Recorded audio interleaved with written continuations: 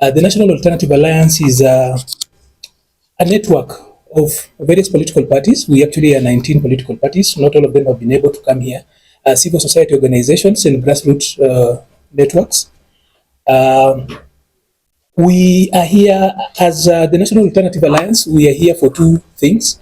We are here, number one, to ensure that governance works according to the Constitution. And secondly, we are also organizing for 2027 so that we are able to deliver the third and final liberation. Because the first liberation was the fight for independence, we got it. And the second liberation was for good governance. It's embodied in the Constitution 2010. But we believe that the third and final liberation is socioeconomic empowerment. It is what Article 43 really speaks about. The lofty desires, the promises that are in Article 43. There's nothing outside of Article 43 that a politician or any leader will actually promise you. So being in a free country is not enough. Being in a country with a revolutionary constitution is not enough unless it reflects in the quality of life. With me, of course, are various guys. So I'll just let them say their name and the organizations they work for. I am Honorable Kennedy Ndiek, the National Chairman, Progress Plus Alliance Party. My name is Patrick Getmark Miruka. My organization is Africa Umbrella Patient Association. We advocate for patient rights and also patient welfare.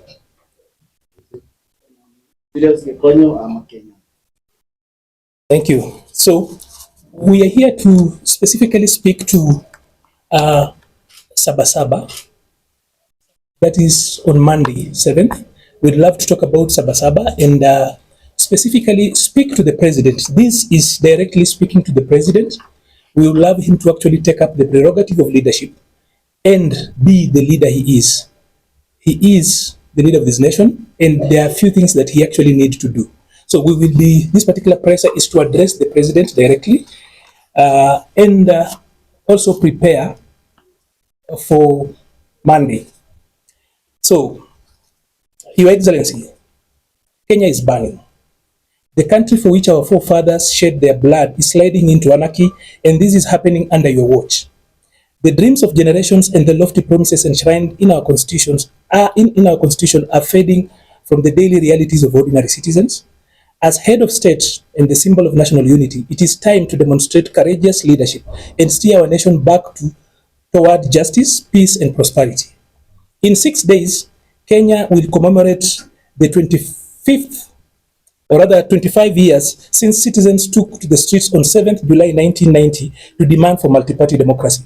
This year's Saba Saba anniversary comes amid rising unrest fueled by governance failures, widespread youth unemployment, gross human violations.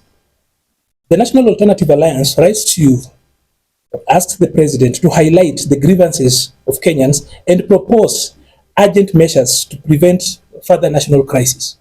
The president spoke to us and the other day and said that he does not get what we are saying. We would love just to highlight, because we know that this is not breaking news to him. He knows it. So, but for purposes of responding to what he said and preparing for 7th, we would love to remind him and also propose some things, low-lying fruits that he can do to stem the slide into anarchy. So, unless deliberate efforts are made to de-escalate the growing tensions, our country risks plunging into chaos. To whom much is given, much is expected. As the leader of this nation, you must act decisively to calm the situation and create an environment for genuine dialogue and national healing. Your administration should immediately cease abductions and extrajudicial killings and withdraw all charges against activists and citizens arrested just for exercising their constitutional rights under Article 37. You need to release all those activists unconditionally. It is imperative to compensate all families of those killed and those injured during the demonstrations last year and even this year. It's also not just enough to announce that they have waived hospital and mortuary fees for the dead and those who are injured. It's important that that works out clearly. Further, the government must restrain provocative and inflammatory statements by officials and apprehend and interdict the police, government and political actors implicated in violence against demonstrators. it's important to actually emphasize this point that you saw the other day the media clearly outlined plans to disrupt demonstrations violently, getting communication and everything. There has not been arrest on that. So we call on the president to ensure that even those UDA employees who are planning to disrupt the demonstrations are arrested. The police who actually have broken the law are also interdicted. And any other government official, be they those that are funding it, those that are supporting it, and those that are making inflammatory reports in so many places. This, we believe, is actually him creating goodwill so that then he can thaw the feelings and ensure that then we can talk to each other. Because as it is at the moment, his side is doubling down and the people are simply acting according to the constitution. Equally, it's important to mention this, that it's important for the president, we are asking him to depoliticize security agencies and to stop weaponizing the criminal justice system against dissent. In addition, the leaders of majority in both the Senate and the National Assembly should be directed at least to move a motion so that Parliament establishes a special committee to examine the Gen Z protests, because until now that has not been done, and propose solutions. They need to get to the root cause of that and propose solutions. Parliament has not done that, and we love the president because he controls both the National and the National Assembly and the Senate to talk to the majority leaders there to move a motion and have Parliament constitute a special committee, if not at least an ad hoc committee, to look into these issues to the root and propose solutions. Further, we are asking the president to stop persecuting the media and civil society. The National Alternative Alliance proposes urgent establishment of a national dialogue framework that is multi-sectoral, civic-led, and time-bound, not a tokenistic attempt like what they did last year.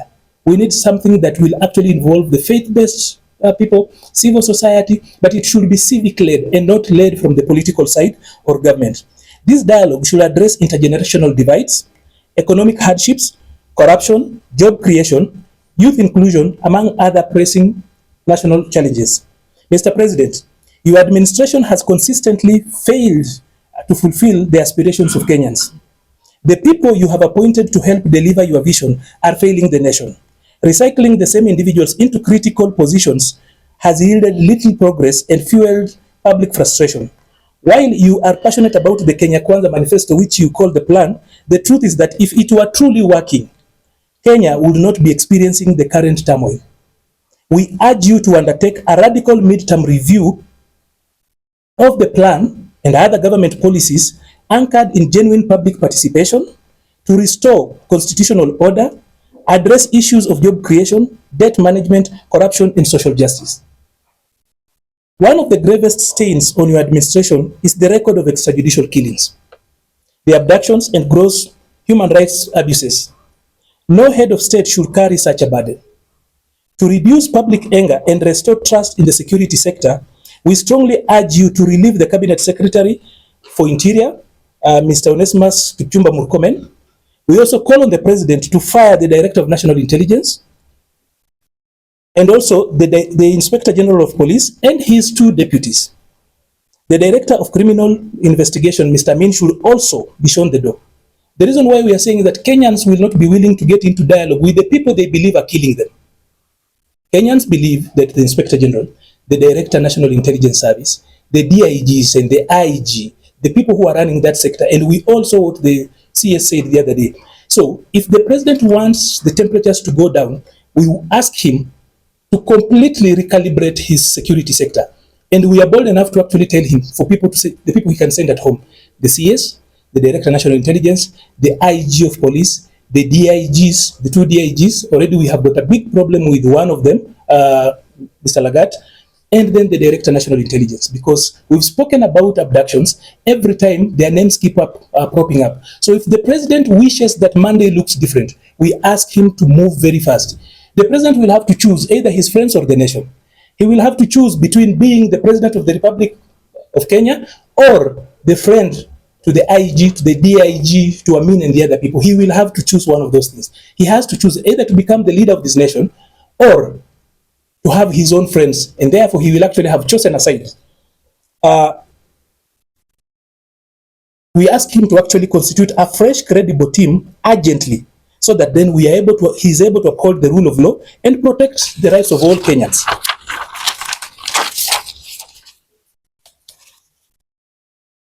Mr. President, your administration is marred in various corruption scandals. Yet there is little sign of political will to confront this scourge decisively. The result is widespread perception of a government lacking integrity and accountability. Kenyans do not want lectures. They demand concrete action. The scandals weighing down on your administration are many and include, it's important, we would love to actually state the scandal so that we are not told that there has not been any scandal around here. What we have not seen is that we have not seen action on them. Number one, we have got the KEMSA scandal. Twice, there's KEMSA 1 and KEMSA 2, where people were just passing by and they could get tenders. You remember the Global Fund, the next thing, we don't know how that story died. There's the 20,000 bags of contaminated sugar that was fed to people. Probably we ate that sugar and that is why we are very angry. As in, Kenyans were fed on contaminated sugar and no action has ever been taken. It died like any other. We are here to state over 20 scandals so that then we remind the president why Kenyans are angry, because the other day he said he does not understand why we are angry. The other bit of it is the 17 billion fuel shilling scandal. You remember there was a time when somebody claimed he had his own fuel. The lady who said that she had brought in the 17 billion shillings fuel, and then the state claimed it was its own.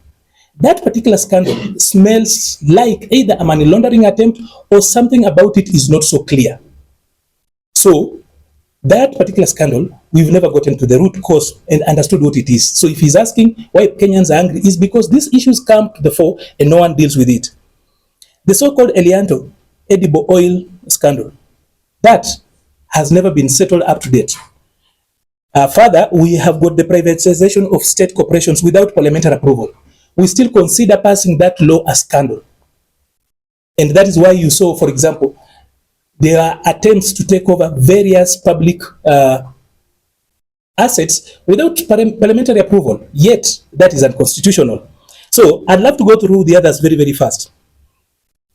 The housing levy, as it is, from being a levy to a contribution to being returned to the people, the housing levy remains a scandal. That is a scandal. There is no other word for it. It is a scandal. Initially, we were told it will be returned to us. Then it became a levy. Then we were told it is a tax. What exactly is that? Kenyans are angry about that. We have the Adani Airports deal scandal. No action taken after Kenyans made all that noise and everything else. It was just stopped. And that's where it ended. We have got the Adani agency in Ketraco. That is still a scandal. It's not been taken care of. It's not been addressed. The housing, the fertilizer scandal scattered across, the fertilizer scandal. You remember the fertilizer scandal and people being sold stones and all the other things. Again, nothing has been done to that. Somehow, that has been cleaned out.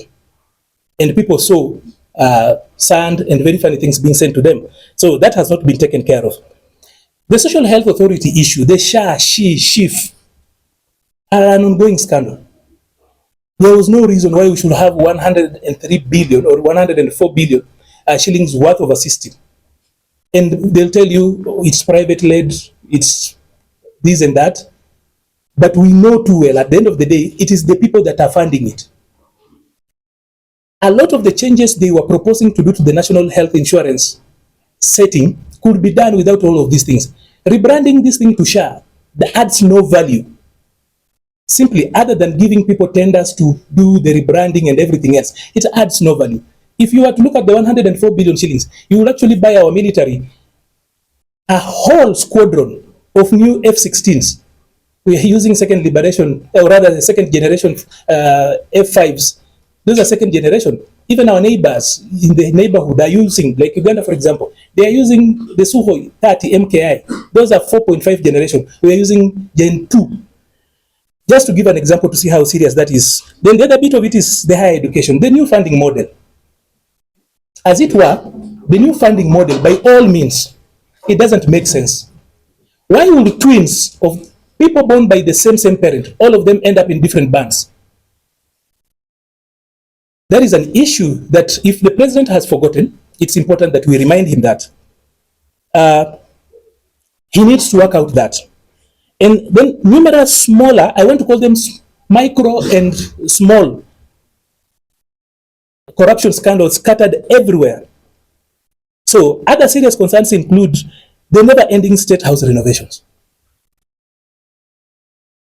So we are always renovating state house. That to us we think is a waste of resources, and it's a scandal on its own because we do not understand. Somehow it's never budgeted for, but there's always something around that. Like for example, just the other day we used 2 billion shillings. That was, I think, the second one. Now we've actually factored in about 890. I don't know whether it's million or billion, around the same.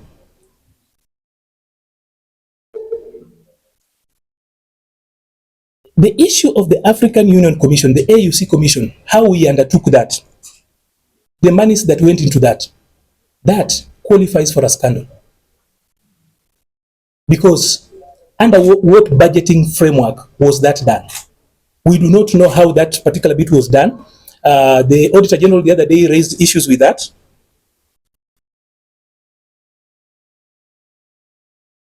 Then we have got the Sudan and RSF scandal. We believe that endangers our citizens. That is a scandal. If the president is asking us, and if his friends are asking us, why are Kenyans angry? Why would the president endanger Kenyans outside there? Business people who are exporting things to Sudan can no longer do that. In the situation that is happening in Sudan, we could easily end up with problems. The other day, our weapons branded from our own country, from MOD, from Kenya, were being found there. So if the president still asks what we are angry about, it is these issues, and no one dealt with this. I'd love to actually remind you guys that even Parliament has not addressed that. When the Bellingcat and I think NTV ran that particular story, the parliamentary committees that are supposed to take care of that did not do anything. They didn't do anything. And you know how serious that is, because he has literally ruined our foreign policy and the standing of Kenya in the region. And when the government spokesperson spoke out, he simply name dropped, talked about UAE and other players. They did not address the issues of Kenyan branded weapons being found in Sudan. We've lived for a very long time without having this meddling. And the best place we can meddle in as Kenyans, and that is a civilian prerogative, has always been online, not deploying our military, not using our assets to simply meddle into other people's affairs. We are taking time on this just to list out there, because sometimes the people in Kenya Kwanza are acting like they don't know why Kenyans are angry. But our foreign policy is ruined courtesy of the choices this president has made and his administration. You remember, there's the issue of Haiti deployment. That is a scandal. Because initially we said the UN was going to fund that, but we are still budgeting for it as a country.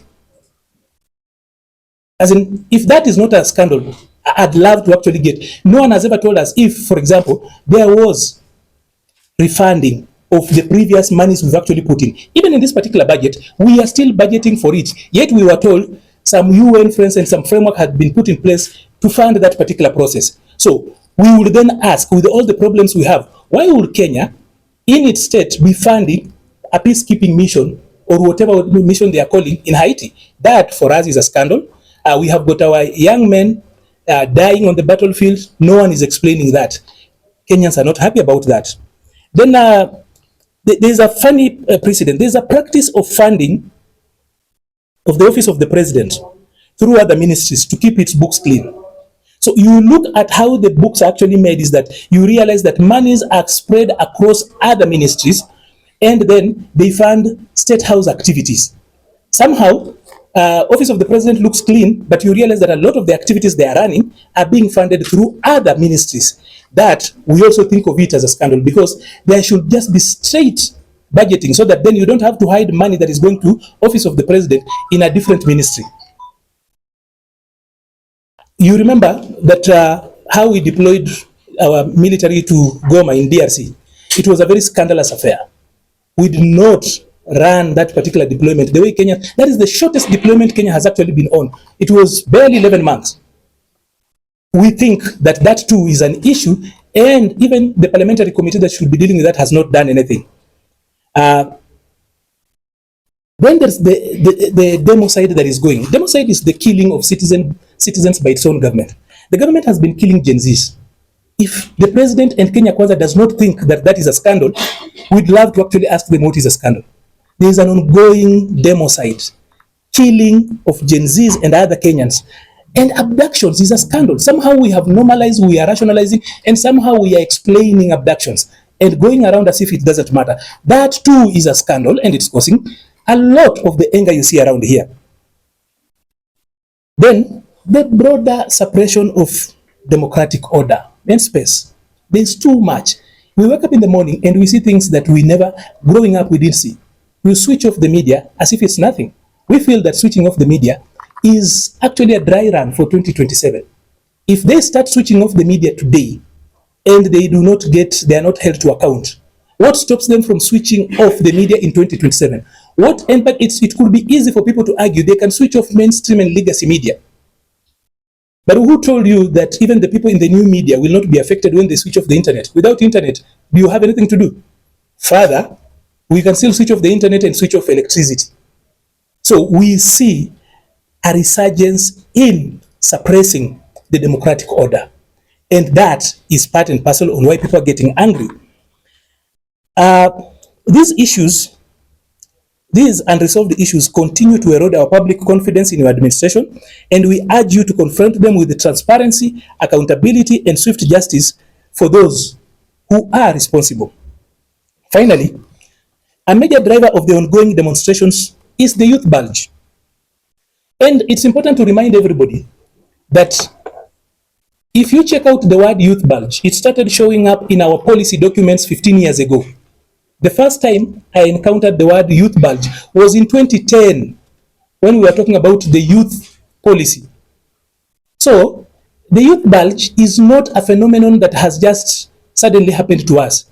And if you look at the scenarios drawn in 2010, drawn in 2008, 2007, just after the post-election violence, they said that by mid-2020s, we will have a huge population of young people who will need jobs, who will need placement, and so much. It is in our policies. So when you see the uprising out there, it is because of policy failure. We did not plan properly. But if you check as far back as 2010, they said by 2025, we will be having demonstrations in the street about jobs and civil unrest. It is in our policies. 15 years ago, we were talking about this, but we didn't do anything about it. So the alarming levels of youth unemployment is also is actually a serious driver to whatever is happening at the moment. We propose that your administration urgently, at least, for the last 2 years, we have not recruited both the military and the police. But let us propose these things. If the president is pretending like he does not know what to do, instead of renovating State House continuously, instead of putting money and wasting it in places where we don't need it, we are telling the president, one of those issues to get people off the street, recruit 20,000 police officers. We've not recruited police for the last 2 years. We have got capacity to train 20 at a go. We have got facilities for that. So get off a lot of these young people and the energies in the street.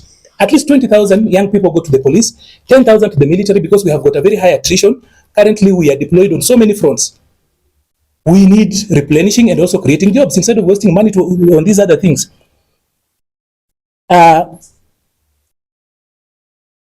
The other things we would love to actually tell the president to do is that the government should also conduct the National Youth Council elections very fast. You remember when Kibaki was facing a similar problem, and the Americans had come up with Yes Youth Can. The government had to go to the drawing board and allow the National Youth Council elections that they had refused to put into place since 2004. Why has it become so difficult for this government to conduct the National Youth Council elections? Because the last National Youth Council elections were done in 2012 November. Up to date, they have never conducted National Youth Council elections, and therefore the youth do not have legitimate leaders. And when they say they are leaderless, it's real. They have no leaders. They do not have a legitimate desk where they can actually stop and ask questions. So the government should resource the elections for the National Youth Council urgently, because I do not think that there are other important vote heads in the budget that are important than actually taking care of the national unrest that is happening at the moment. One way to deal with that is that the president has been running away from conducting National Youth Council elections. He should do that very quickly. We also want to ask the president to revive and properly fund youth-focused programs such as the Youth Enterprise Development Fund. When you talk about financial inclusion, they will always tell you about Hustler Fund. And Hustler Fund is just another fuliza. Hustler Fund cannot fund your business. Hustler Fund cannot do what Youth Fund was doing. So we are asking to revive that Youth Fund. If it was working, why bring it down? There's so much you can actually do around that. So the Youth Enterprise Development Fund, what happened to Uwezo? Dead. No one talks about Uwezo Fund anymore.